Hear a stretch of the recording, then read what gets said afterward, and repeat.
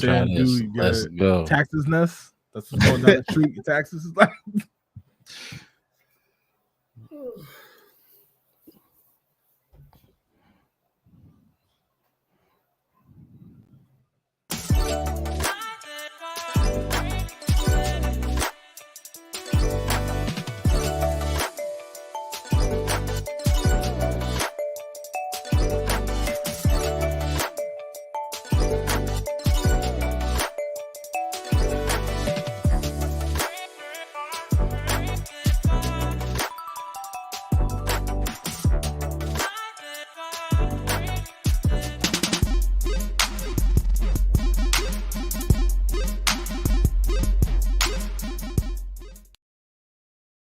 Yo, what's good, y'all? Welcome back to Pass the Sticks. I'm your host, JB. Joining me as always is Tsunamic Wave, and Tokyo Swift is back. What's going on, y'all?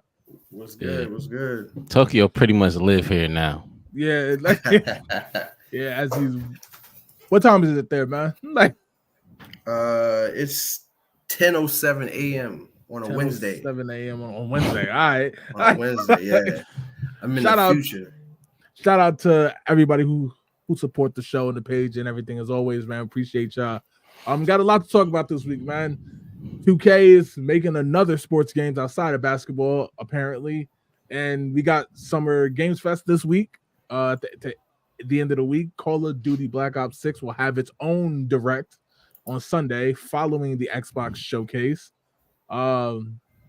Jeff Keighley, who runs Summer Games Fest, claims that this is a down year for the industry after saying 2024 is going to be the biggest year at the end of the Game Awards. So there's a lot going on, as they say. But if you're new to the show, we start out with what games. We split the show into 4 parts. We start out with games we're currently playing. Then we'll go into This Week in Gaming, talk about games that dropped throughout this week in history. Then we'll get into some topics, industry news. That's when we get into things like what I just talked about, and then we'll end with the spin wheel, which got one gotta go game versus why Tokyo Swift thinks Shinnok is the worst boss. I mean, like, all types of stuff, man. Facts, not opinions. So we're gonna kick this one off with what games you're currently playing. I'm gonna pass this one over to Wave first. Oh yeah, I played a few games this week. I'm gonna start off with a classic, Fight Night Champion. I kind of went back to my legacy mode, and I was started off the back testing myself with the highest difficulty. I forget what it was, so I'm not gonna try to just make it up off the top of my head. But I didn't do too well, so I got some polishing up to do. You know what I'm saying? But after that, I also played Call of Duty, obviously Warzone, but Multiverse dropped the full game. Yeah. Like last week, maybe almost 2 weeks ago, and so I re-downloaded that, and I've been using Jason Voorhees. I'm doing pretty good. I ain't gonna say I'm the greatest. Rank is gonna come out soon, and obviously that's when I get to actually test myself against skilled individuals, and then I actually see. And then lastly, it was a little bit of Apex. I got back into the rank grind over there. Not too heavy like I used to be, but getting my feet wet, so to say. What's your thoughts on Multiverses, real quick? I like it. The only gripe I got with it is that, I haven't played any like bigger maps. The maps seem kind of small. Okay. And that includes on like the sides and the top, especially the top. If you double jump and then somebody hits you up, you automatically out. You know what I'm saying? But if you compare it to a game similar to that, like Smash, obviously, you could double jump, get hit, and you kind of float up top. You know what I'm saying? Like they got to put more effort into knocking you out the ring above you. I got you. You know what I'm saying? So they need to extend that a little bit, but it's fire other than that. I heard it was a little bit broken because apparently there's a glitch where if you pick Tom and Jerry, then Tom is invisible. I don't know about that. I know LeBron is broke too. It's some characters that's broken, but the game is fun. Like, you know what I'm saying? Okay. Yeah. Like LeBron could throw like 5 basketballs at once, and that could be a shitstorm if you know what you're doing. You know what I'm Right, okay. saying? But I played somebody actually that was pretty good, and I whooped them. So I mean, Nice. games can be broken, but like as long as you pretty decent, you could get around that. Nice. All right. Nice. Tokyo Swift, what games you been playing? Yeah, well, I actually went back to City Skylines 2 this week. I wanted to see like what kind of updates and progress they made with the game. Still broken. So like still broken. So it's like but they said that they were trying to drop a new patch, like a really big patch to kind of rework the economies in the next two weeks. So like hopefully like that can help things out, because right now the game it's on easy mode, like, and it's always been easy. Like there's no threat of like, because like if you lose the game, if you know like if your city goes bankrupt or something like that, but there's no like, you gotta try to go bankrupt to actually go bankrupt in that game. Yeah.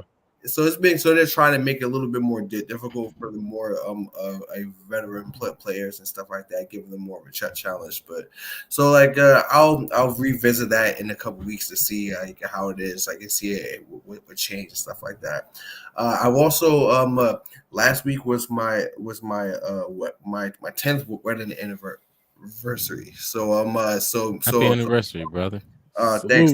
So me and my wife actually we started playing that game. It Takes Two. Okay. Yeah. So like we were playing through that. It was like, yo, like that game is fun. Like that game is fun. Like I can see why it won one of those like Game of the Year awards and stuff like that now. Like it's that's pretty dope. It's very very fun. It's it runs like the line between like childish and serious at the same time, which is cool. And like and it's like they're not lying. It literally takes two, because it's like, because a lot of the stuff is like, okay, you need cooperation, like and collaboration. Like if those who play the game, they picked up on what I just said. So no spoilers, but it's a fun game. Like I like it a lot. My wife likes it a lot. So like we haven't beaten it yet. Like I think we're like halfway through it at least. But yeah, like it's a really cool game. Like I would like to see equal to it, to be honest. I could be, yeah. I definitely needs one, because, like I said, it was. I remember when me and Wade covered it when it won Game of the Year, and people was kind of wilding out at first on it, saying like the Game Awards is basically we was pandering wilding to out the on indie. it. Yeah. I mean, we weren't going as hard. Yeah, we wasn't going hard, but we did not agree. And then you played it that same week and changed your mind. And then the next week I was like, I can definitely see why it won Game of the Year. Yeah, it's like I had that same epiphany. I was like, okay, like halfway through it, playing like the first night, I was like, okay, I can see what it's one Game of the Year. Like this game is fun. Like the game is fun. It's good. Like this night, if there was any glitches or bugs, like I didn't really notice them, or it didn't really hinder anything. So like it was the controls were good. Like it's a fun game. Like that's like, I feel like that is like the what kind of people get they miss out on, is like, yo, it has to be fun, like to play. That's a truly fun game. That's what's up.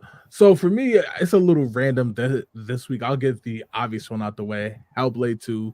Still, I've realized I can't just sit down and play video games like I thought I used to be able to. So I can't just like sit there and beat the whole game at once. You know what I mean? Plus my 6-year-old, she finds the game terrifying, right? Just the scenery. So like I kind of can't play when she's around, but still actually loving the game, loving like what they did with it. The graphics are out of this world. And I find the gameplay fun. It is simple. They could, you know what I mean, make it more complex, but we're in the age of Spider-Man, right? Where it's like one button does all the action, but still everybody still loves it, right?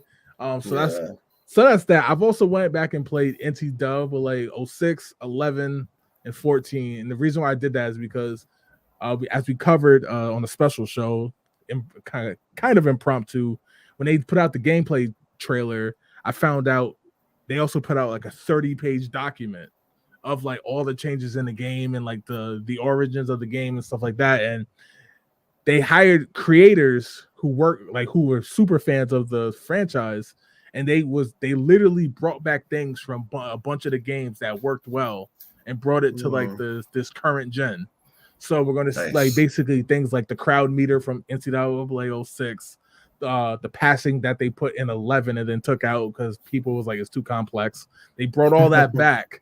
So it's kind of cool to see that. And like, but yeah, basically, so I played that, and then and last but not least, I was playing some Yoshi Story with my daughter, the 64 one. I still like that game. Like I said, that wasn't a game I played when I was younger, but like going back and playing it now, I definitely think I would have liked it. I think the Yoshi games are a little slept on, but I get it because Zelda, Mario, Pokemon, it's crowded. It's crowded. Right. So. Fam, you just gave me PTSD, man. I remember that music. It's like if I ever went to hell, that's the song that's going to be playing like on repeat, man. Like that's I couldn't stand it. Like I literally stopped playing that game because of that song. Like, yo, I can't do this. All right, let's get to the chat, and then we'll get into this week in gaming. Christian Castro said, "Good evening, everyone. What's going on?" Yo. Just said, "Hi, everyone." Yo. John said, "What's good, my brothers?" Yo. Wave, he said, "Got to link up for multiverses." Yeah, we gotta make that happen in Tekken because we haven't did that. Said, Arya is broken in the game. Have you had a chance to play or? Nah, no, I haven't played against her or. Wait, that's Arya who? Like Arya Stark from Game of Thrones? Yeah, I believe she is in multiverses. Oh yeah. Damn. Okay. I haven't played against her since they dropped the full game, so I can't say it. And I haven't used her. I only literally used Jason. I haven't used anybody else because he was a new character. You know what I mean?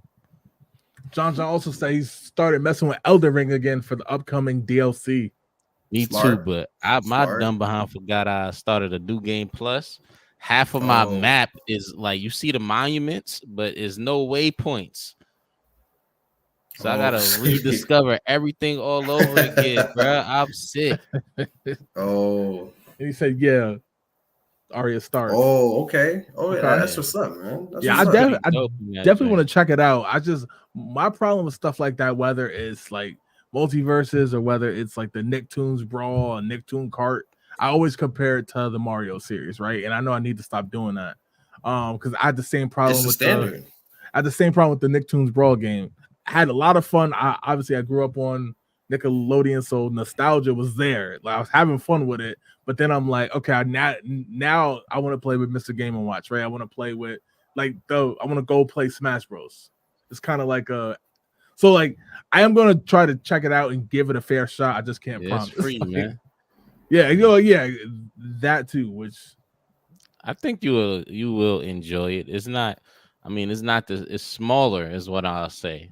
It's not worse though. I think they do a really good job. Okay. Kind of like capturing the individuals that's in the game, and they from all over the place, from Batman to Arya. I don't even know if I'm saying that correct. Like, you feel me? They Arya Stark, that joint is fire. So yeah, check it out. It's free. It's worth to check out. Well, speaking of Smash, let's get on to this week in gaming, and where we briefly look back on games that dropped throughout this week in history. And we're kicking us off with a game that is a popular Smash character is from, and that is Earthbound. It was dropped June 5th, 1995, developed by Ape Studios, of course, on the Super Nintendo. This particular one, fellas, is interesting because Earthbound is like gigantic over where Tokyo Swift is right now in Japan, whereas here it's not as beloved as much as it should be because we never ended up getting those sequels that they ended up getting in Japan, especially what would have been called Earthbound 64 here, Mother 3 in Japan. Canceled, right? Exactly. So I'll kick this one off with Tokyo Swift, man. What's your thoughts on Earthbound? Well, I didn't play the game when it first came out for obvious reasons. I was living in the U.S. Like the U.S. release like bombed pretty Yeah. much for this game because I was reading up on it like Japan, like they didn't know how to market a JRPG yet to like Western audiences. So it's like so they tried to come up with a bunch of gimmicks and stuff like that. Cause like I remember like this game did come like you can see on the box, it came with a strategy guide, and it came out with like scratch and sniff stickers and stuff like that, and like in all types of stuff, like so like, and it was like it was just kind of a flop. So like that's why they didn't really like release all the other games like in the US until much later down the road. So like, but I mean, it's a good game though. Like it is story driven. Like there's a lore behind it. Like and like you said, we got Nessa out of it from Smash. Like his Japanese name, I think it was Nintendo. Like so it's it was cool. Like he does have his PK fire and a lot of other abilities, to be honest, because he starts off as just normal kid. So I guess spoilers. Like but I mean, but it was a good game. You know, like I would like it's on the Switch Online right now. So like if you're a fan of JRPGs, like this is definitely one to go back to. It does hold up. It's a good game, like and like the series is great, you know, stuff like that. Like, you know, as Jay knows, like my main in Smash is Lucas, like another guy who comes from this series, like but funny enough, like they actually never meet, like in the games, like Lucas and Ness, they actually never meet in the game. So the first time they ever met is in Smash. Interesting. Wade, what's your thoughts on this game? I ain't gonna lie, I never played it, but the funny thing is I never actually knew where Ness came from.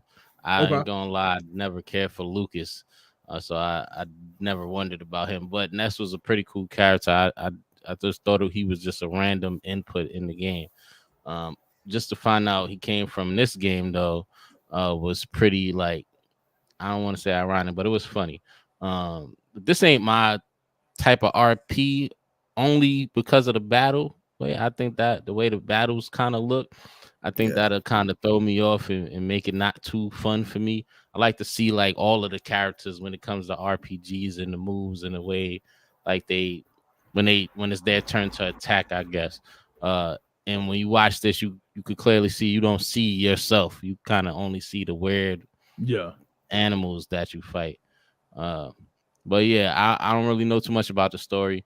When I was doing my research, it did seem kind of all over the place, but I don't really want to, like, you know, judge because it's probably different when you actually play through it. Sure.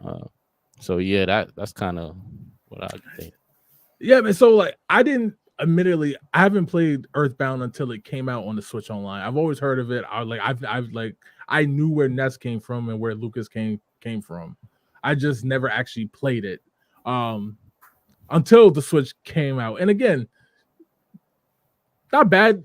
I have really nothing bad to say about it. It's just I felt like it was just too late. You know what I mean? Like playing it all the way.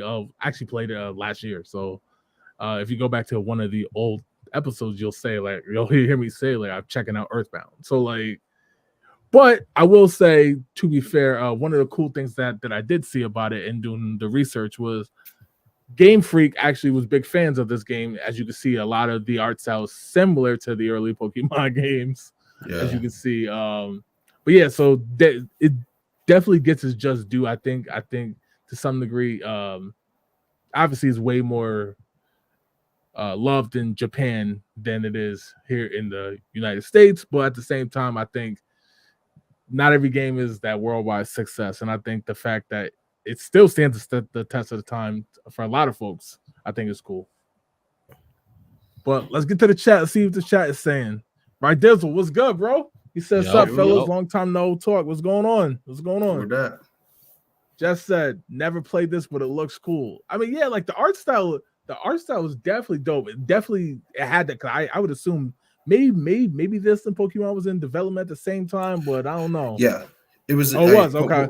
Pokemon started in development, I think, in '94. Okay. So like they you could definitely see the elements that Pokemon took from this game. Yeah. Kind of like Power Up. Yeah. Christian said Earthbound was a classic, definitely underrated. Like I said, Yes, it's funny sir. how it has that cult fan base here in America, whereas in Japan it's like loved. You know what I mean? Right. Levante Arnwood said, "Good 2K now. Someone compete with EA," which is funny. I think he's a little bit behind, but all right, yeah. So we'll talk about the soccer game later on in the show. Let's jump to the next game. Next game we're talking about is a game that Tokyo Swift can attest. We definitely grew up playing, big fans, especially of that second one, and that is Vigilante 8, which dropped June 1st, 1998. And I'm gonna kick this one over to Wave first. Wave, what's your thoughts on Vigilante 8? I ain't gonna lie. I never played it, and I did know about this game, so this is not a game that I didn't know about. I ain't gonna say they did a great job marketing, but I saw it.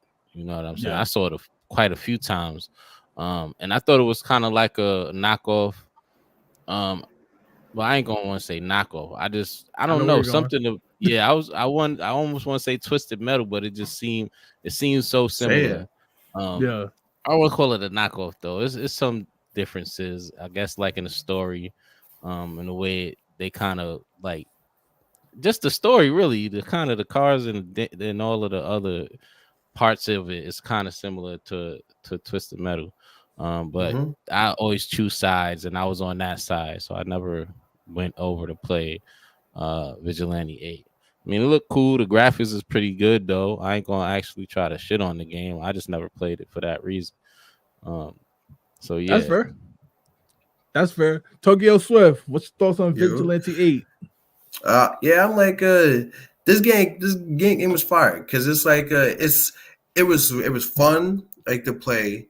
Like it's like what Wave said, the graphics don't look bad even by today's standards. Like they don't look bad. And what I like the most about it, it was basically a fully destructible world. Yeah. So it's like you can shoot any building and it's gonna blow up. So it's like it was actually pretty cool. Like I like the fact that they did that, like because that's something you don't see in video games even today. It's like yo, what is that tree made of? I just hit with a tank. But it's like I mean like it was cool, it was fun, like and it was like the sequel definitely improved on it in every way.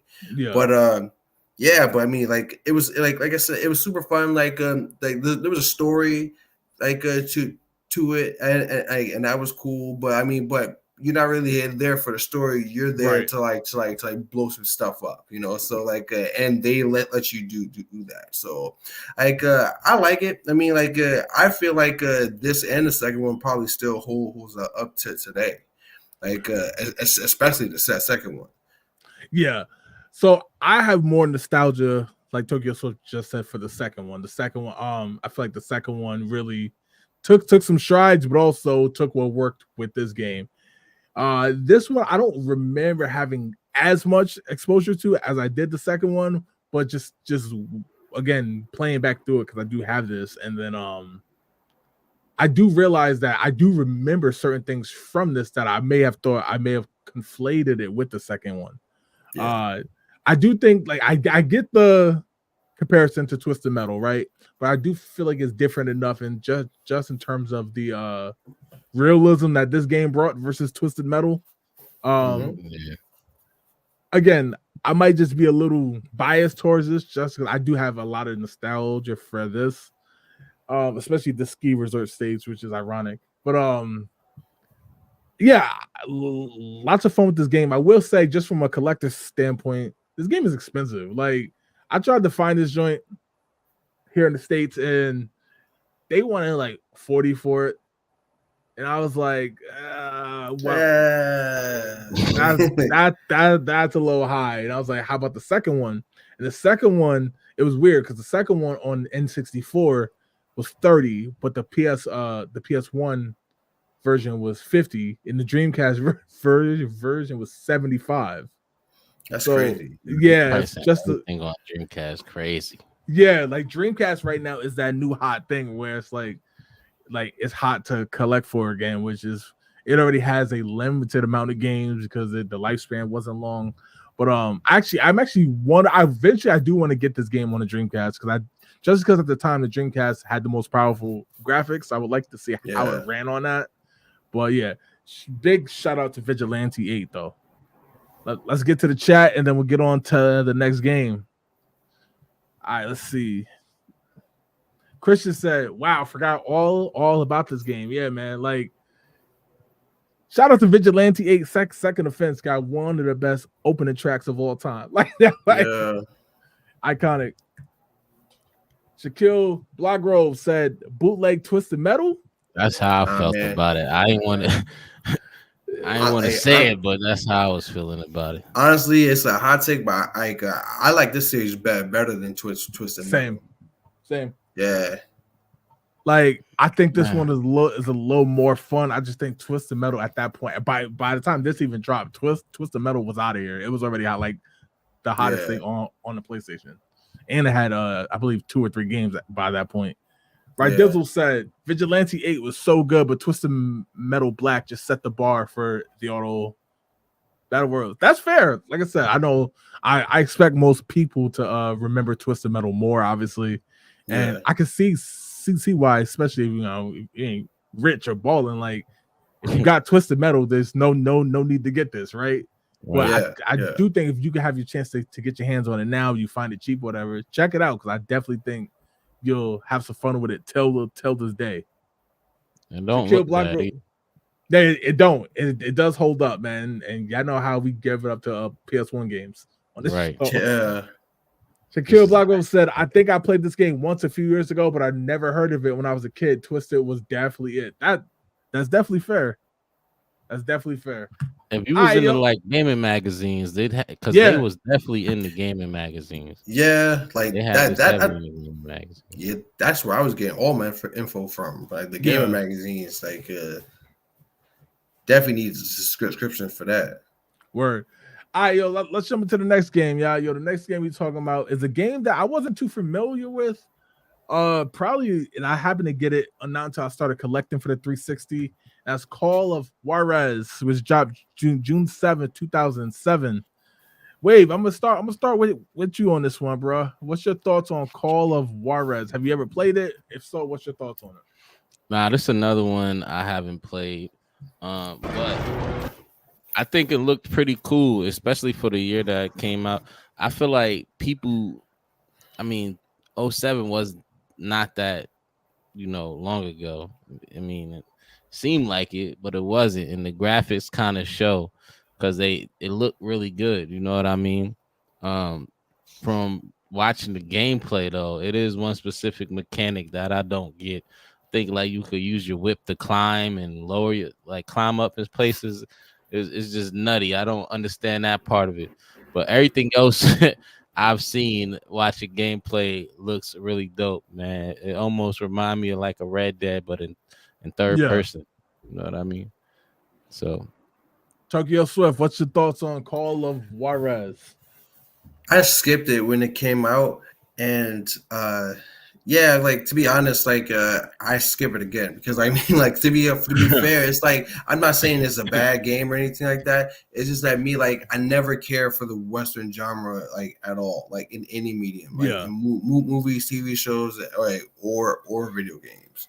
So I was like, I get it. It does, like Wave said, it doesn't look bad at all. Like it actually looks pretty good, especially when you think about it coming out 17 years ago. But yeah, like it looks good, stuff like that. I'm sure it was a good game, but it's not for me. Like I said, I don't like Westerns, so I don't care for them at all. So basically, I have the same sentiments as y'all. One thing I am curious of is how I would perceive the game now, because although, like both of you said, I'm not the biggest fan of Western. I believe we covered that when we covered Red Dead Revolver.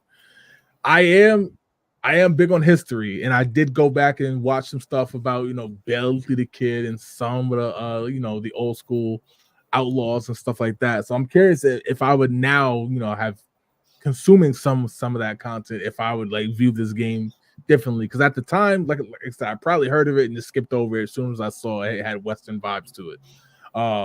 So yeah, again, this is definitely something I definitely want to play when I have some time. Like I said, I do have it. I did look it up. It's fairly cheap, more like $10-15, you know what I mean? Which is like the going rate for 360 games, for now at least.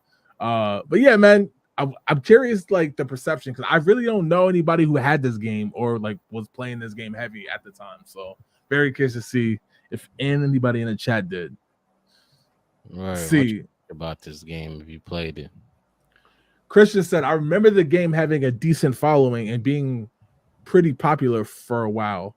See, 2007, like we right on the dawn of Halo 3. Yeah, right on the dawn of Halo 3. Warfare dropped that this was heavily November. marketed through the magazines too. I remember seeing ads for this like crazy as well. Yeah. G4 as well. It was like shout out to those who know G4 TV. But yeah, man, like again, I am gonna check it out. So stay tuned, because I'm now a little more receptive to like the history of the Western culture than I am like TV shows and stuff like that. Ryan Williams was good. He said I played this game when it came out. My boy, hope all is well, man. My bad. 7 out of 10. 7 out of 10. That's pretty good. Yeah. Yeah, that's pretty good. Definitely looking forward to check it out. Yeah, that's word.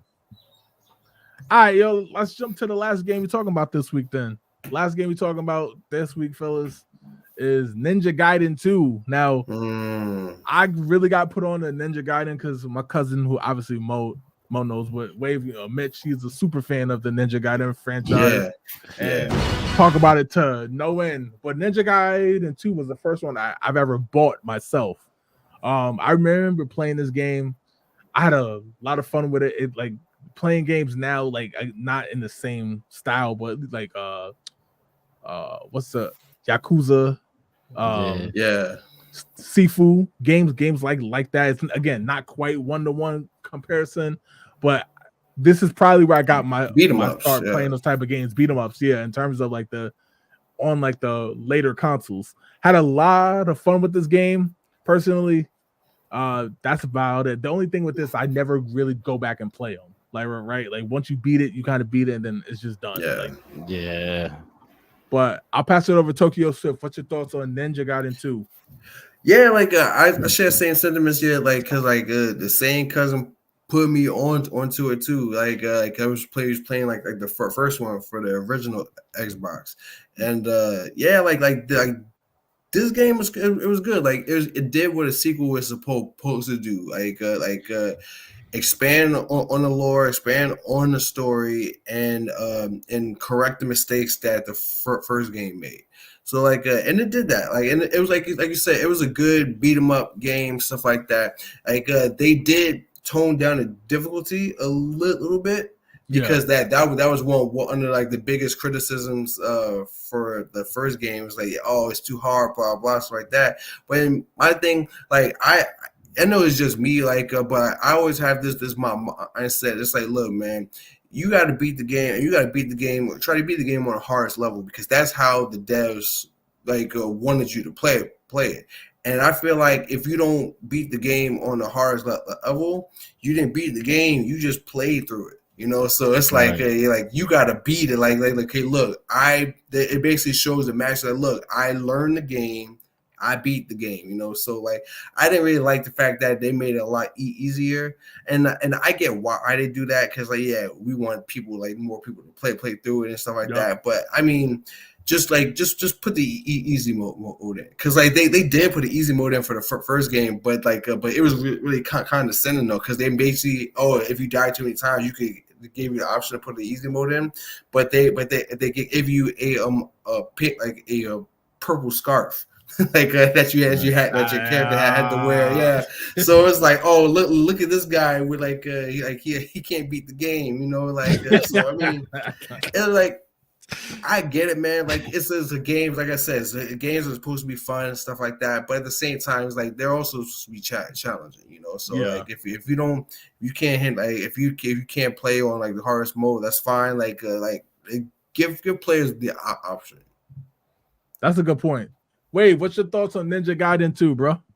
I mean, I really said everything. I guess the only thing I could add is like this game kind of messed up my perception of ninjas. You know what I'm saying? Like I Yeah. thought this was ninja, and you know, No. like running around beating people up, but like ninjas is really stealthy. You Yeah. know, so that was a kind of weird thing to figure out as I got older. But nah, Ninja Gaiden is cool. You know, like you said, it don't got a ton of replay value. But it is a great game to play just to blow off some steam. You know what I'm saying?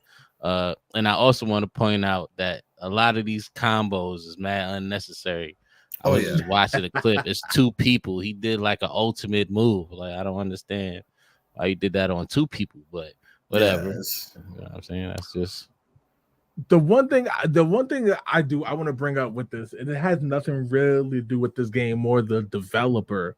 Team Ninja, basically, if you look at the games they developed, there's all games that we've all heard of course, Ninja Gaiden series, Dead or Alive. They've also made Wolong, Fallen Dynasty, Rise of the Oh Ronin, Fire Emblem, Warriors. So like these are a lot of these games we've heard of, but then the one that sticks out like a sore thumb is Marvel Ultimate Alliance 3. Black Order, like, yeah. like yeah. and which I did not know they worked on that game, but now I think that's why I didn't like that game. It didn't feel like Dang. Ultimate Alliance, and that's Yes. not a shot to Team Ninja, to be honest, but at the same time, I think Yes. what Marvel Ultimate Alliance 1 and 2 did, that's why 3 felt so weird, because like it was made by Team Ninja, you know what I mean? Right. I think I literally just found it out in doing research for the show. What's your thoughts on that? I mean, like you said, one of these things is not like the other, you know. Right. So it's like it's yeah. I mean, it doesn't really go along with with the theme. Like it's not like in their wheelhouse, you know. So it's like they should got it. Like that's the thing. Like everybody's good at something. You need to stick to that. Like I get trying to branch out. But at the same time, it's like you start stretching yourself thin, like to the point where it's like, yo, you don't know what you're doing, you know, and then you end up with Marvel Ultimate Alliance 3, you know. So right. I mean, That's fair. That's definitely fair. I think that I mean I don't like 3 either, but I'm gonna say like that the same reason they probably failed is the same reason why I'm nervous about GTA 6. You know what I'm saying? Because 1 and 2 was so good, then it was this big gap where we was able to romanticize it even more and just just think like what could 3 be, and it wasn't what we dreamed. You know what I'm saying? Oh, so you're saying because of the gap between 5 and 6 for Grand Theft Auto? Yeah, we having all this time to just love 5. 5 is a gem Yeah. for real. You know what I'm saying? Even if they came right behind, it's still a gem. But like we really getting a chance to appreciate everything that it's able to do, even on the RP side. Now, I That's ain't a mean to good bring point. this to GTA 5, but I'm just saying. I get you. Yeah, that's a good point for sure. Christian said, this game is so cool. I agree with the lack of replay value. Fun to go through at least once, though. Yeah, like I'm still a fan of the Ninja Gaiden series. Like I said, every now and then it's fun to just throw on a beat 'em up instead of like, you know what I mean, getting bogged down in a game like Elden Ring, where like you just you get frustrated. This is just like kind of throw some music on in the background and just play. Like exactly. All right, yo, that's all we got for this week in gaming. Next week we'll have some more stuff to talk about. Let's get into this convo of industry news. And first thing we kicking it off is, man, FIFA. Looks like FIFA is back, namesake, but now not with EA, this time with 2K. Now, right now, it is still a rumor, quote unquote, even though the people who kind of leaked it work for 2K and they kind of was liking tweets about it. And so no official announcement. Now, some are saying they might make that announcement might come at Summer Games Fest at the end of this week. We'll see if that ends up playing out. But for right now, it's basically a lock that FIFA will now be working with 2K. No numbers have shown because it waived, as we covered on the show. You remember FIFA wanted to charge EA a shitload of money to continue. EA was like, basically, it was like, nah, that's too much. So they ended up going forward with the FC series instead, right? Right. And So we don't know if 2K shelved out the money or FIFA just kind of dropped their price to bargain with 2K. But now it looks like EA, which dominated the soccer realm for like years now, we'll have some competition in 2K. What's you guys' thoughts on that? I'll start with Tokyo Swift.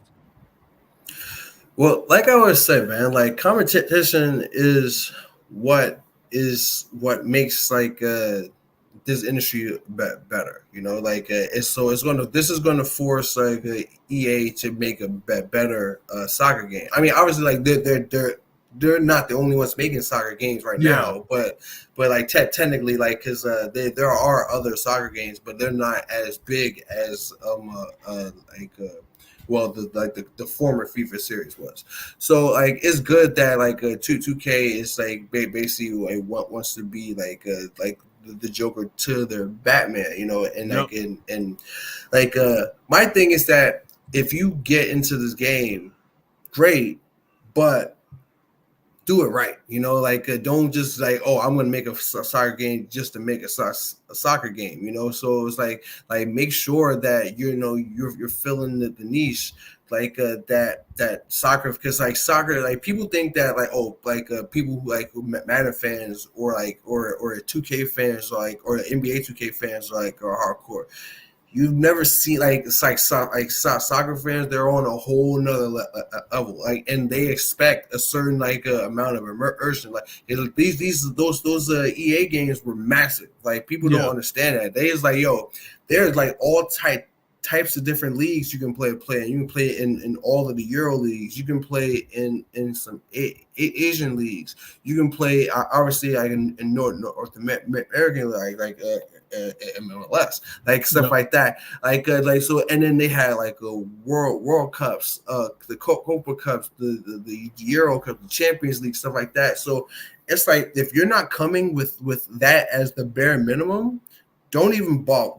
Don't bother. Because it's because like those games are so deep and there's so much stuff to do to it, and there's so many competitions and things like that it's like, yo, if you're not walking in the door with at least that, like stay outside. Wait, what's your thoughts on it?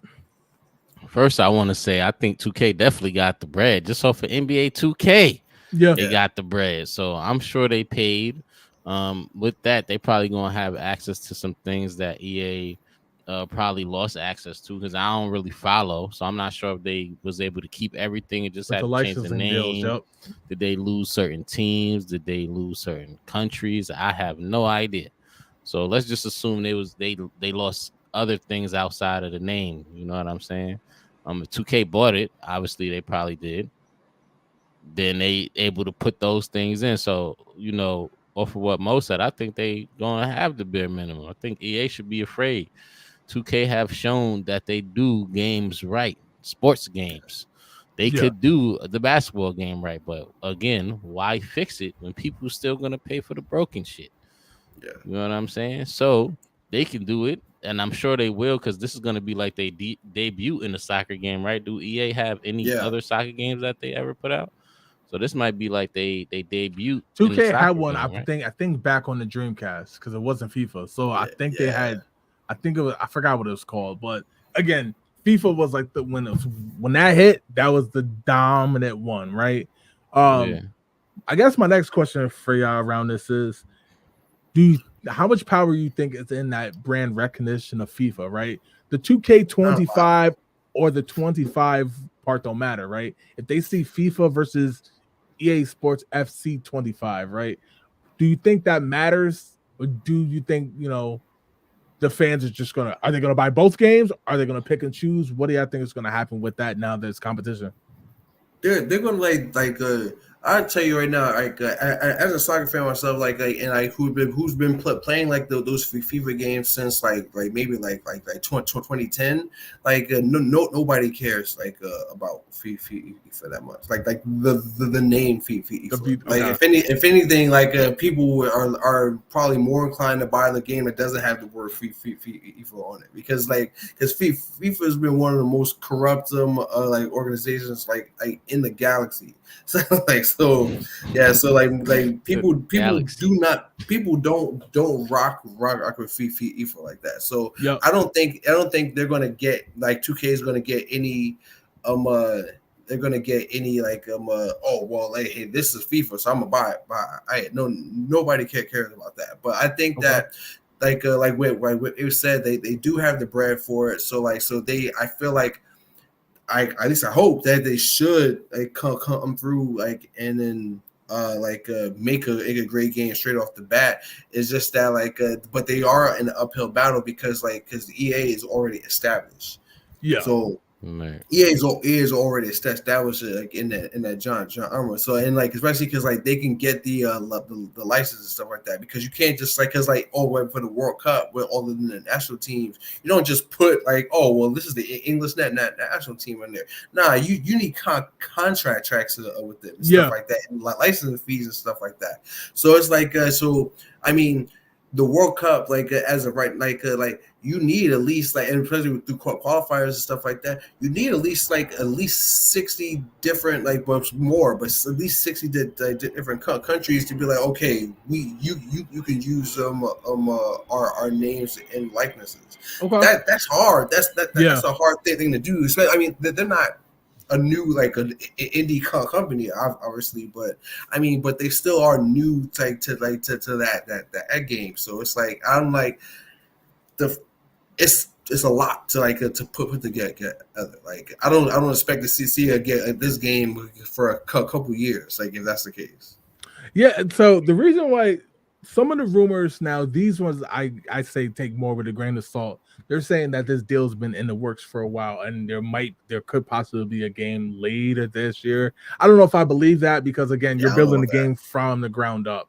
It's not like EA Sports, who obviously there's been an engine that they've used year after year after year. This is building a game for a ground up. I wouldn't be surprised if we don't see it for FIFA 2K27, FIFA 2K26. 25, whether later this year or next year, that's kind of pushing it, unless they've been working on this for years now, because ain't no way in hell you spit out a quality game with that much content working, like you said, the licensing. Those are deals that had to be talked out and discussed and bargained. Ain't no way in hell they did all that behind the scenes without nothing leaking out. Unless it was on a TI, you can have whatever you like. Christian said there's a lot of things to add in a proper football game. Countries, football clubs, Premier Leagues, women's and men's football. They can give us all the options. I think 2K will be a challenge for EA. He also said, I can see the 2K game selling a good amount of games just because it's something new. Of course, yeah. Like you said, I mean, because if they can promise you, even if they don't have everything that EA usually has, if they can just promise you the one thing that you wish EA had but they didn't, that's going to be enough to for players oh well, I'm gonna buy this game now. So it's I mean, they don't need everything new, but they just need that one or two things, features oh, EA don't have this, but we got this feature, okay, cool, we're gonna get that. What about a My Park thing? Well, I don't know what they would call it, but that right there, that right there is one, because EA used to have it where because you could have a creative player even to do a career and stuff like that, and EA used to have the ability to okay, everybody can go online and basically play in an 11-on-11 match, where everybody's using their own creative players, but they don't have that anymore. At least the last couple games they did. I don't know. I didn't play 24, so I don't know if they had or not. But they used to have that game, but they didn't. I'm but 2K is known for their creative player mode, stuff like that. Yep. So that would be that right there. If they could do that and then make it interesting enough, then that could definitely be a good selling point to people. Absolutely. One branching comment I want to have on this before we move on is there's been a rumor that Take-Two obviously is trying to take over the sports world, right, in terms of video games. And at first, when I first read it, I kind of laughed and rolled my eyes, yeah, whatever, because I know some of the problems that NBA fans complain over when it comes to NBA 2K. But then I thought about it. That's the dominant basketball game right now. Call it a sport or not, they're killing it with the wrestling game right now. That's been selling copies ever since they took over. Topspin is back, so now they got tennis on lock. They're only major game in town for tennis. They put out the golf game that didn't go so well because EA ended up coming back with a golf game. Now they're competing though. They are competing. And then now we're seeing them getting to the realm of soccer, which now and then the rumor is they're also trying to create a baseball game sometime in the future. And now we know the NFL with EA, that's notorious in the licensing agreements. But what are your thoughts on that, Wave? That like they seem to be trying to put out that full catalog of sports games again, which is something we haven't seen from either company in a long time. I mean, like I said previously, 2K do good with sports games. Like they they do really well. The problem is when they reel you in, they don't keep that consistency. 2K in the single digit eras, like '09, from even 2007, 8, 9, 10, 11, those was pretty solid 2Ks, and then it just increasingly got worse. And then as soon as they was able to put microtransactions on, it was a wrap. After that, the game went down the shitter. They don't care. So I could see them putting out exceptional games, the real people win. And we're gonna see this with soccer. I'm telling you, bro. They're gonna put out an immaculate game. People gonna start coming over in like 2-3 years. They're gonna add, they might even do it sooner. Microtransactions. It might be in this one. It might be in this one. The same way a game, a season pass in any game. Like who really need that for a sports game? But I bet you they'll try. Especially with the the customization of characters. I read they have the existing deals with Nike, Under Armour, right? Reebok. So like they have these deals. So because you see it all over the NBA game. So now when it comes to customizing gear, right, and stuff like that, that's how they do it with the VC and stuff like that, having to spend that real world money. They're my player, and I think the my park, the career, like I think that's two places where they could shine. I'm not saying EA doesn't do it well, but we know 2K excels at it. That's been the seller of the NBA game. I don't know too many people who play franchise mode anymore with that, right? They create their player. So much so when you open up the NBA game, first thing they make you do is create your player. Like, So I'm curious to see what they do with that. Tokyo Swift, what's your thoughts on them trying to basically retake over the sports world?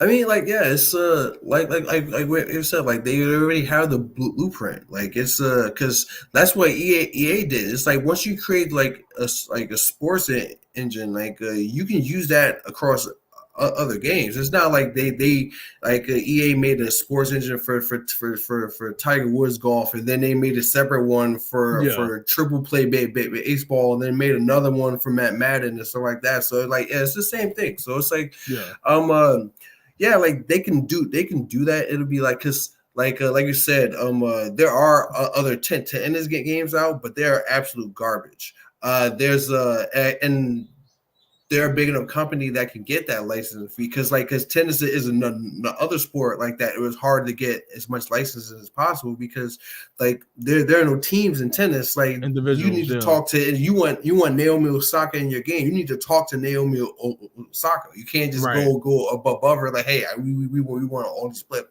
Yeah. So it's like I mean, like you definitely gotta do that. I mean, like Wave said again, like there's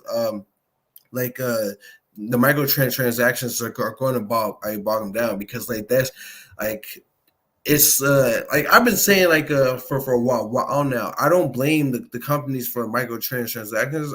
I blame the players because if nobody was buying the microtransactions, if nobody was like paying extra money for stats and sneakers that they can only wear in a video game, they wouldn't be selling them, so it's like so I tell people all the time, it's like it's like especially with the NBA 2K series, like I was saying right for the show, like financially the game is a 10 out of 10 because they're making a lot of money on it every single year, and they're getting people to get all buy all these microtransactions and stuff like that. It don't matter if the game is a broken mess. People keep buying it, so it's like at that point, it's like, but why would you need to fix anything up? So it's like, right.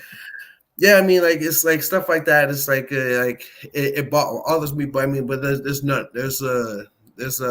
there's really nothing you can do. Like it's like in Japan they have a saying like the short phrase is shogunai. It basically means it can't be helped. There's nothing you can do about it. So. Fair. All right, yo, let's jump into the next thing we're talking about. This one's more of a quick topic before we get to the spinning wheel, but I'm curious on your thoughts. So we've talked about PS Plus and how they got the 3 tiers. I think the higher tier now, I think is up to $169.99 for the year. I know the scoff at it. No day one games. PlayStation has been pretty adamant about saying they're not going to include that, but they are saying PlayStation 2, which obviously was one of their biggest console till to date, it was absent from it, and now on June 11th they're going to start to roll out games. So the first 3 or 4 games that will be available are on June 11th is Star Wars, The Clone Wars, Sly Cooper, and Thievius. I'm sorry, and Tomb Raider Legend. People are hyped not so much for these 3 games in particular, but more about they're finally going to get that library of PlayStation 2 games eventually, and they're going to roll them out each month. They have a new set of games that rolls out, similar to kind of how the Switch Online did it, where it's like, here comes some new games. When they have a showcase, these are games remastered that are coming to the PlayStation Plus. What are your thoughts on this? I know for us 3 particular, it's much ado about nothing because we don't like how PlayStation ran their online service anyway. But just for the sake of argument, do y'all think it's a good thing, or do y'all think they need to just revamp the whole PS Plus at this point? It's a waste of time. Oh, good, go ahead, Wave. Yeah, because I'll be short. Now we kind of going on the same length, but to answer the question though, right off the back, they should revamp it. But I also think this, first of all, finally, PlayStation do a real mediocre job, even acting like they give a damn about the people that they make the PlayStations for. And it's shown by the way they're handling this whole thing. Xbox gave them the blueprint. When the last time they even do they now? I'm not sure about this, so this is a question. Are they dropping exclusive games on PlayStation Plus for the people that's paying $170? What do you mean by exclusive? Like, you mean games? I mean, not even exclusive, like day one games. Are they dropping day one games on PlayStation Plus? So they absolutely shitting on the users, because at the end of the day, if you look across the pond on the Xbox, they getting day one, we getting day ones, and I'm saying we because I'm a part of that. You know what Call I'm saying? Duty, Game Pass, Black Ops 6 is coming to Game Pass. The show been coming to Game Pass. 2. Hellblade 2 came to Game Pass. Starfield. I mean, it's Starfield came to game. It's a ton of games. I'm sure if I really think about it, I can name a few more that coming straight to Game Pass. And PlayStation Plus got the same ability. It ain't like they can't do it, or it's not like there's something blocking them. It's just they don't want to. They rather make you pay the complete price and the price of their subscription-based services to play their older games. You know what I'm saying? I think that's bull. They taking advantage, and the customers ain't gonna do shit about it, so they just gonna keep on taking advantage. You know what I'm saying? It's more than fair. Tokyo Swift, you said yours is cut and dry. Yeah, I mean, it's PS Plus is a waste of time and money. Like and subscribe. It don't make no sense. Like how they do it. It's just it's greed on full display. It's like Wave said, they gave them they got the blueprint from Xbox. All you had to do to compete with, all you had to do is just copy and paste. This is not Gamer Pass. This ain't Gamer Pass. This is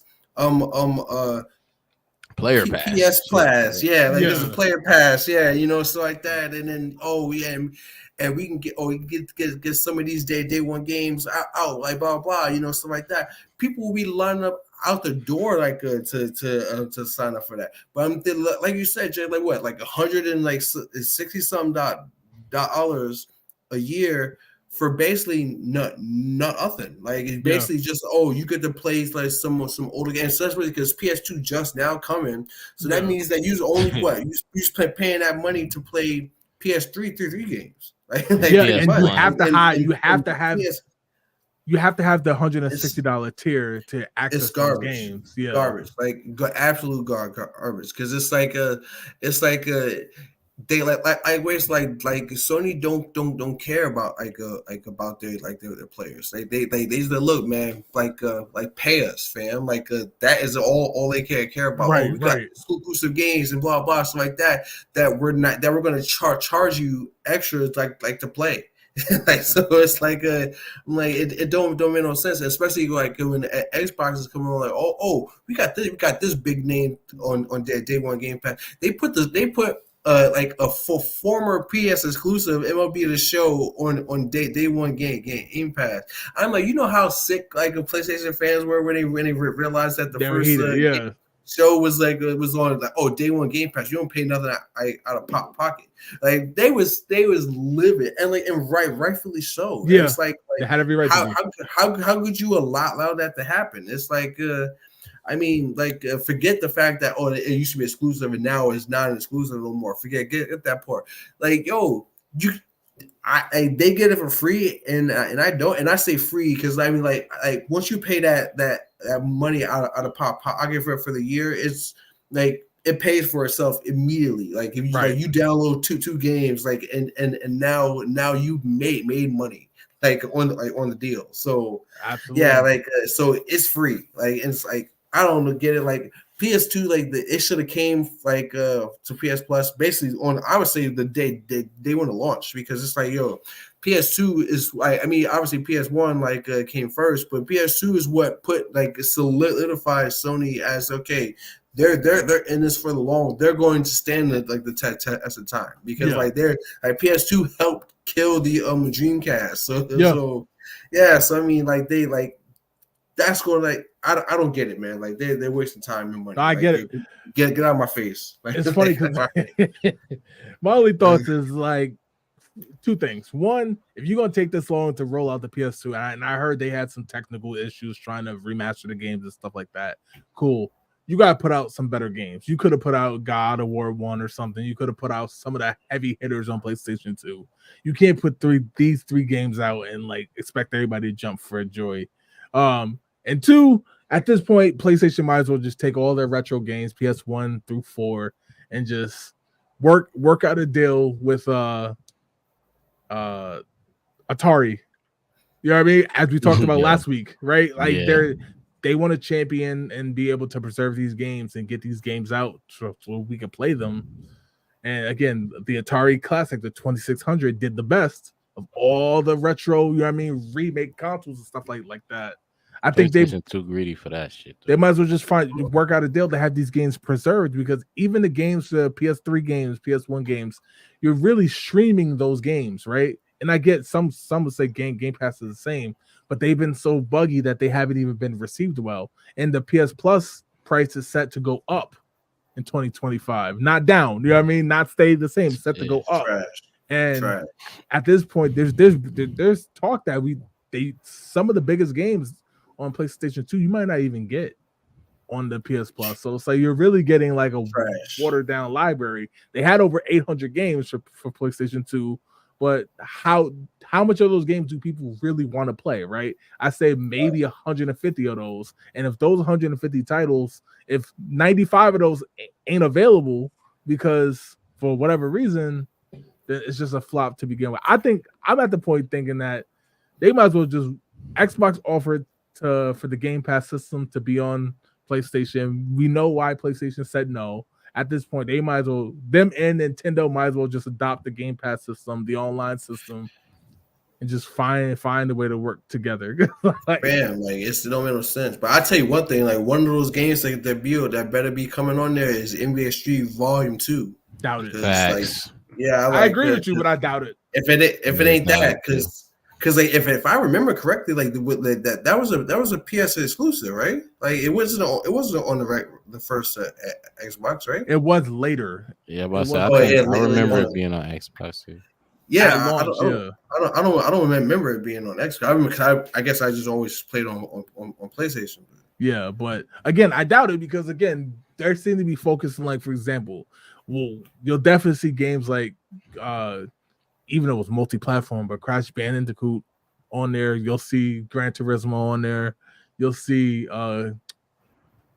Killzone, which is PS3, but actually PS2 as well. You'll see Killzone on there, you'll see Twisted Metal on there, games like that. I don't think we're gonna see like some of those God of War. Like I just don't think we're gonna see it. And that's a waste of time. It's such a waste. I'm like, that's the big money make. That's the games that you won't want to go back and play, man. Like it's I don't get it. I completely with you. They might drop Frogger on that motherfucker. That was on PlayStation. Like, as soon as I heard rapper.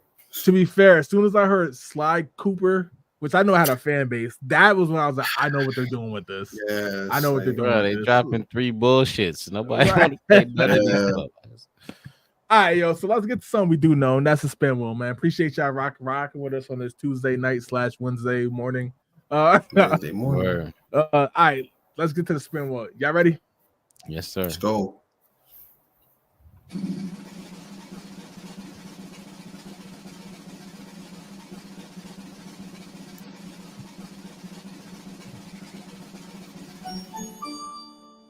First-person shooters, role-playing games, strategy games, or sports games. One gotta go. Whoever wants to take it first.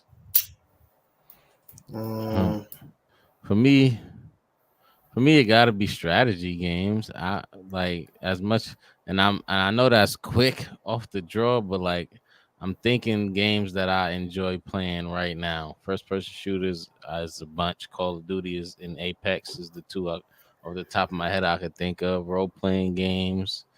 There's a ton of those. Final Fantasy VII is one of the top tier ones, though I can't get rid of. Sports games, obviously, we know that's not going anywhere. Right. So just because of that, strategy got to go. And I really can't think of too many strategy games off the top of my head that I'm like, oh, I needed to stay for this. So that can go kind of quickly.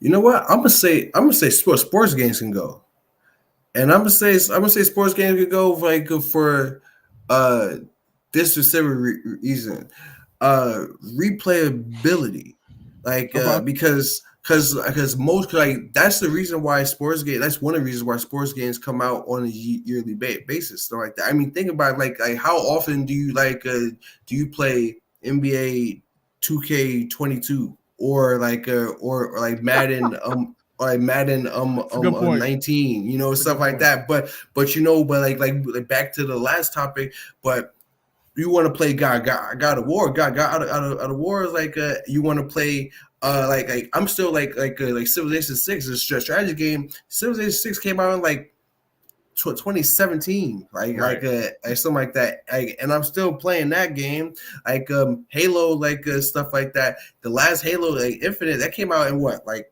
2021, something like that, maybe 2022. Yeah. So yeah, I mean, I mean, like that's the thing. Like I'll play those games for longer than a year or two. I'm not playing like once the new game come out. I'm like, okay, like it's like that Toy Story meme, like with Andy, like I don't want to play it with you anymore, you know? It's because the new one is out. So it's like they're too easily replaceable. So yeah, they can go. You just said that because of Civ 6. Yeah. Oh yeah. No, like. Oh yeah, no doubt. Because it's because when it comes to it, I mean, am I going to play Civ 6, a game that came out like 6 or 7, 8 years ago, or am I going to play MLB The Show 18? I'm like season 5, so clearly MLB The Show. Yeah, I mean, yeah, but that's the thing though. I mean, I'll play that, and then once the new games start coming, or like maybe like towards the end of the season, end of the baseball season, I'm not playing anymore. Yeah, that's how I am too. Yeah, like I'm still gonna go with strategy games. Gotta go just because I played them the least, to be fair. But that is a good point about the sports games because even Madden, like right, and like lately, I've been waiting till Game Pass to play. I haven't been buying Madden, but even then, I'll play it from Super Bowl week when it drops on Game Pass till around mid March, and then it's just done, and then I'll pick it back up next February. So that is a good point. They do die out much faster, but the fact that I still go to Madden every year on Game Pass or the show on Game Pass, that's why I had to keep that over strategy. But that is a good point. See, and that's the thing. Like, I don't even buy sports games anymore. Like, I just get them. I just wait till they come out on Game Pass. Like, that's why, like, going back, I haven't played a EA FC 24 yet because I'm waiting for it to come on Game Pass, and then I'm going to play. So I don't even buy those games anymore. Yeah, that's more than fair. Let's get to the next one.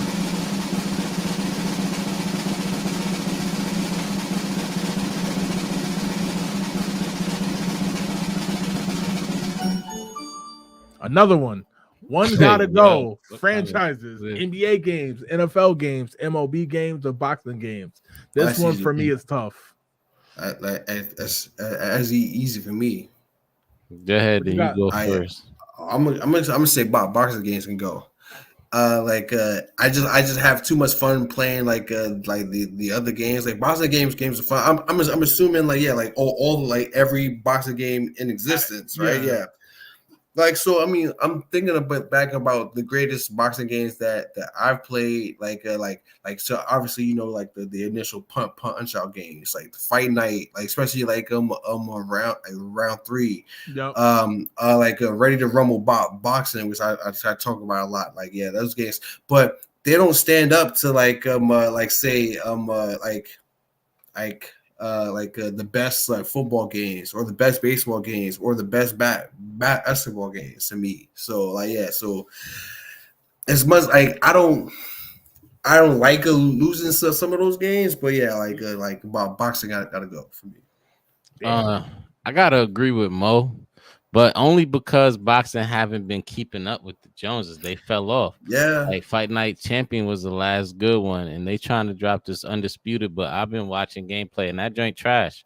So I don't think there's one that can stand up to the graphics, the smoothness, the way that these MLB, NFL, and NBA games are playing like because they haven't dropped one in ages. What year did Champion come out? Like 2011 or some shit like that? 2011, yeah. Damn, that's crazy. Yeah, that was mad long ago. Almost like 15 years or almost. Right. So I choose it on that fact alone. If they would have kept it up and kept dropping, I'm sure that game would be fire right now, and I would definitely be saying a different franchise. Yeah, I ain't wrong. I just don't want to lose Fight Night round 3. Like, that's you're not wrong at all. Like it gotta be because, like, for example, Live 05, 2K11 Streets. That has to stay. What are you gonna lose there? Yeah, what are you gonna lose there? Some of them the Madden's, ESPN, 2K5, Blitz. Like, the again, same thing. Yeah. MLB The Show, MLB 2K, and Triple Play. We always talk about it. Just that alone, and then I could even get into some stuff like Backyard Baseball, right? Some other games that are fun. Baseball on the Wii, you know what I mean? On Wii Sports. Yeah. So again, you're not wrong. It's just to say just boxing that quick. I get it though. I get it. Was the obvious answer. Just said boxing, but out, yeah. So I think we all on the same accord right now. Let's get to the next one. Still sucks though. Yeah.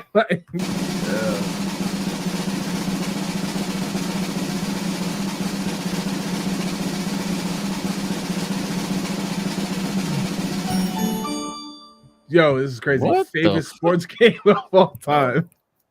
It's rigged, yo. It's not rigged. Sports game of all time before. I feel like we did a favorite sports game all time before. What you got then? Rapid fire then. My head, damn. NBA Street Volume 2. All right. Yeah, like that. That's what I was gonna say. If it had to go on top of my head, yeah, like that's. That's probably because we just talked about it, but yeah, I had fun of that shit. I'm gonna go ESPN 2K5 just because they they did stuff in that realm that football games still have yet to do all these years later.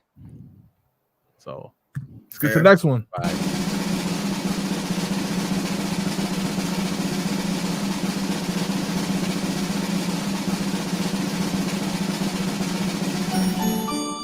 Which controller is the worst controller of all time, basically? The worst controller.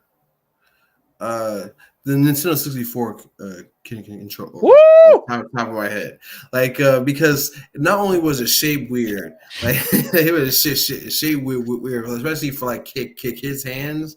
But I mean, the analog stick was garbage. Middle. Yeah, if you use it enough time, it started drifting. It's like leaning off to the side and stuff like that. So you couldn't, especially for a game like Smash, Smash killed those controllers. The buttons were in a weird place. It was basically you're playing like this, like your hands all stretched out like that. And then they had with the rumble packs and stuff like that on there. So it's it's basically simulating having a seizure. It's I mean, it wasn't it was Nintendo definitely had to go back to the drawing board on that one. Damn. I'm gonna say, I know folks probably gonna kill me for this. I'm gonna say the original NES controller. I can't stand it. Bro, I was the rectangle, the cornered edges. I can't stand that controller, and I give it grace because it's the OG, but the Super Nintendo, just the changes they made with that controller, way better, and beyond just the additional buttons, the form factor of that controller is just way better. I can't stand the NES controller. That shit was a small rectangle. It was mad. It's mad uncomfortable and awkward. It's smaller than the PS1 controller, and it's just the middle of the PS1 controller. And to be fair, that original PS1 controller was trash. I'm talking about without the dual the stock, next right? one. Yeah, that was bad too. That's the next trash controller right there. All right, let's get to one more then, and then we'll get out of here, man. Appreciate y'all for rocking with us.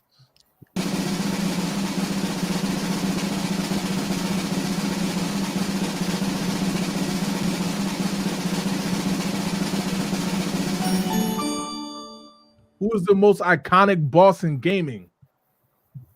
Iconic boss in gaming? Bowser. Yeah, it has to be Bowser. Just because he's the one that's the most recognizable. Not only that, I mean Bowser even had his own video games. Or how many Eggman. Yeah, how many bosses had their own games? Dr. Robotnik's Mean Machine.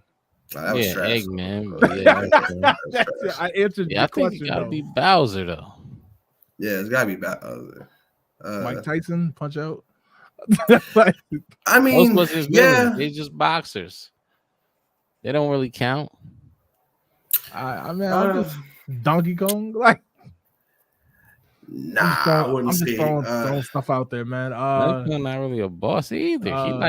He just was mad at Mario, but he like a homie. Joe Bruiser World Tour, NWO World Tour. Joe Bruiser. Gotta be Bowser. Yeah, it gotta be Bowser. In terms of being iconic, it's basically I would say iconic as in anybody on the street is gonna recognize as you I know who that is. I know where they're from, and I can remember me fighting them for the first time or something like that. For that, I mean, because I would say I would get honorable mention to people like Ganondorf. That's a good one. But Link people. Yeah, from Zelda, but I can't even give it to him because the timeline is all weird. It's like that. It's a lot of alternate realities like that. So you keep fighting Ganondorf, but in the different forms and shit. So it's you hear you say Ganondorf like that. Bowser, the same Bowser. You don't give. You just come Bowser's and get that Bowser. lady. Hear me out. What about Shang Tsung with Shao Kahn? I thought about Shao Kahn. But Goro might be more iconic than both of them. I can't Yes. put I Goro, think yeah, so, because bro. because of the The forearms, and but shit. everybody like, even though like if you talk to people who may butcher his name, Shao Kahn, they'll remember the masked dude with the gigantic The hammer, yeah. yeah, like with the like it was impossible to beat, and he had the He the ripped shoulder Jack's charge arms off. move. No, Yeah, Yeah. that was what's the name? Sub-Zero. But like, so like Shao Kahn's a good one, man. Like again, Bowser, I mean because Bowser's got to be more iconic. gotta be, Bowser yeah. has to be more iconic. It was Sub-Zero in the newer Mortal Kombat, but it was I just said his name, Gordo. Goro, yeah. Goro. It was Goro in the old one. He lifted him up and by his head with two of his arms and used his other two to pull his arms out the socket. That was very That's graphic, but that's Mo, it's not Shinnok. No, it's mine's would be Quan Chi. It's like, yeah, is that because I could it go back to the post like fans with the I guess like who's the worst Mortal Kombat boss, and like, yeah, it's definitely Shinnok by a mile, fam, because it's not Shang Tsung, it's not Shao Kahn. So I mean, like, because like I mean, like, but like, I would say like Shinnok is over Blaze because Blaze was garbage, like Blaze but of yeah, course but he's over Blaze. He's over Blaze. He's over Onaga the Dragon King. He's in real talk. I put him over Goro. you put Shinnok Over Goro, yeah. Over Goro. Well, Goro's not a boss. He's more of a sub boss. But Naga the Dragon King was way better. Like it was like because I mean like Shinnok was like when you fought him. Shinnok is basically a Shang Tsung who don't actually do the full on transformation. So I mean, so it's like yeah, he's mimic fighting styles from time to time. It's like and like it's like he was whack, man. Like it's like he was whack. He was whack, man. It's such an elder gods, man. I'm like, fam, like this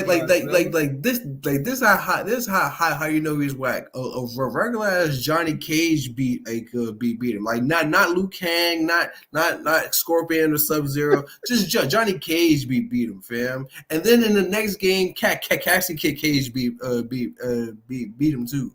So I'm like, not like, I mean, shout out to Cassie Cage though, because she is fire. Like she was my main in Mortal Kombat 10 and 11. Like I don't know why she and the other combat kids get a lot of hate.